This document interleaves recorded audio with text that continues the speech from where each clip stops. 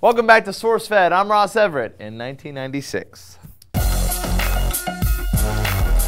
In LA, you gotta be kidding me news, the Los Angeles City Council is considering a ban on feeding homeless people in public areas. Wait, follow me on this because there's a really good explanation. I mean, there has to be a good reason to police charity, right? Los Angeles residents are complaining that meal lines for the homeless are turning their lovely neighborhoods into what they call mental wards and should be moved inside. Hey, there's two ways to say this. One being, let's get these people out of the cold and the elements, as laughable as those things are in LA, yada, yada, yada, and into the warm indoors. And then there's the awful disillusioned where you want to move the unsightly out of sight. One Angelino said, if you give out free food with no other services to deal with the collateral damage, you get hundreds of people beginning to squat. They're living in my bushes, they're living in my next door neighbor's crawl spaces, which admittedly is awful, but we must remember these are people, not pigeons. While the homeless population nationwide has decreased 4% over the past year, Los Angeles has seen a spike of 15% since 2011. And taking their ideas straight from the school of if I can't see it, it doesn't exist, city council members are following in the footsteps of over 50 other counties that have tried to take action against the public feeding of homeless in order to try to prevent them from congregating